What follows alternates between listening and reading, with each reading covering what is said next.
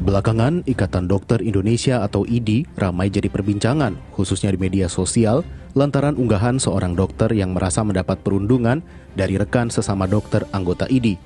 Perundungan itu diterima lantaran sikap dokter tersebut bertolak belakang dengan sikap IDI yang menolak RUU Kesehatan.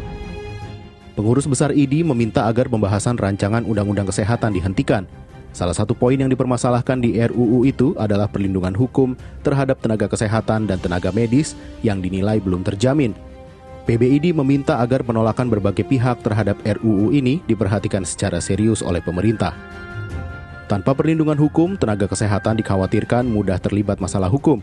Jaminan keselamatan dan keamanan juga perlu bagi tenaga kesehatan yang bertugas di daerah konflik.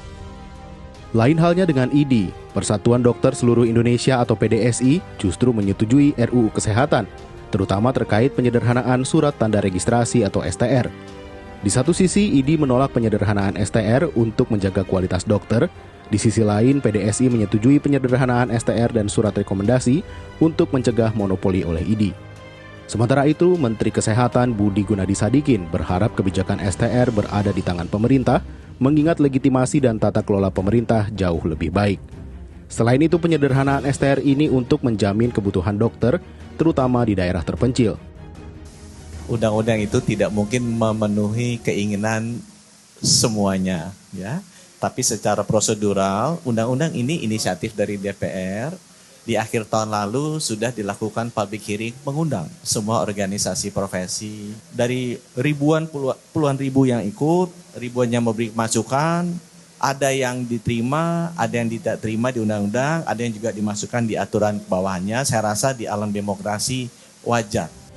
Perseteruan IDI dan PDSI tidak terlepas dari sepak terjang keduanya sebagai organisasi profesi kedokteran. Alih-alih memperjuangkan keselamatan pasien, kedua organisasi profesi ini justru lebih sering berseteru terkait kepentingan anggotanya. Jika dilihat awal berdirinya, IDI didirikan pada 24 Oktober 1950 dengan tujuan untuk memajukan segenap potensi dokter Indonesia, menjaga dan meningkatkan harkat, martabat, serta kehormatan profesi kedokteran, mengembangkan ilmu pengetahuan dan teknologi kedokteran, serta meningkatkan derajat kesehatan rakyat Indonesia menuju masyarakat sehat dan sejahtera.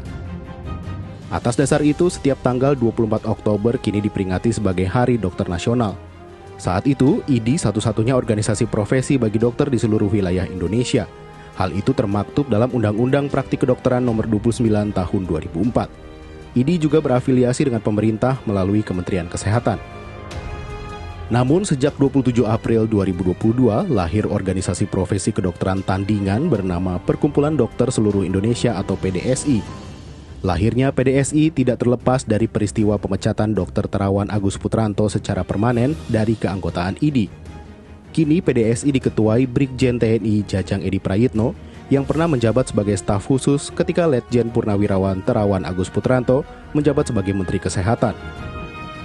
PDSI berdiri dengan dasar hukum SK Kemenkumham dan saat ini posisi PDSI masih sebagai organisasi kemasyarakatan atau Ormas yang diatur dalam Undang-Undang Nomor 17 Tahun 2013 tentang Ormas serta berdiri di bawah Konsil Kedokteran Indonesia atau KKI.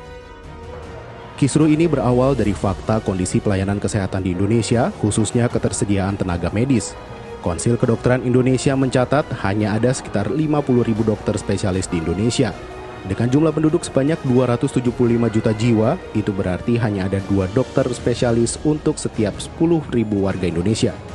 Belum lagi sebarannya yang tidak merata dan terpusat di kota-kota besar. Banyak sekali saya dengar dari orang-orang. Itu artinya apa? Artinya kan dokternya kurang. Tapi kemudian izinnya tidak keluar. Aku tanya, kenapa nggak keluar Pak? Saya nggak bisa masuk. Karena tidak ada rekomendasi. Jadi saya bukannya anti IDI atau enggak. Saya melihat bahwa masyarakat perlu akses dokter yang lebih mudah, lebih banyak, lebih berkualitas. Kedokteran memang menjadi salah satu program studi favorit calon mahasiswa karena menawarkan prospek kerja yang cukup menjanjikan. Bahkan tak jarang yang menyebut dokter sebagai profesi yang memiliki masa depan cerah. Namun, bagaimanakah perjalanan menjadi seorang dokter?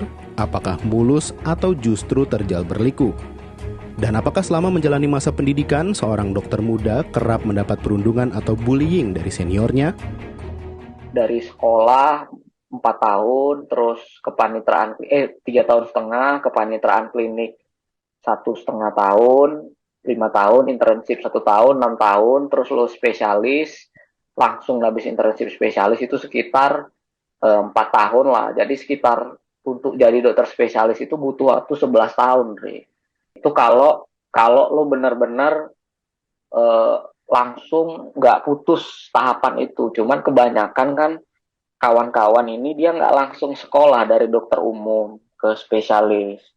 Jadi ada breaknya antara 2 sampai 3 tahun lah. Ada yang malah sampai temen gua sampai 8 tahun dia ngumpulin uang baru dia mau sekolah lagi gitu untuk ambil spesialis. Untuk masuk spesialisnya itu yang agak susah gitu, Ndri. Karena satu persaingannya benar-benar apa ya? Kita benar-benar butuh waktu lah untuk mempersiapkan diri masuk spesialis itu gitu.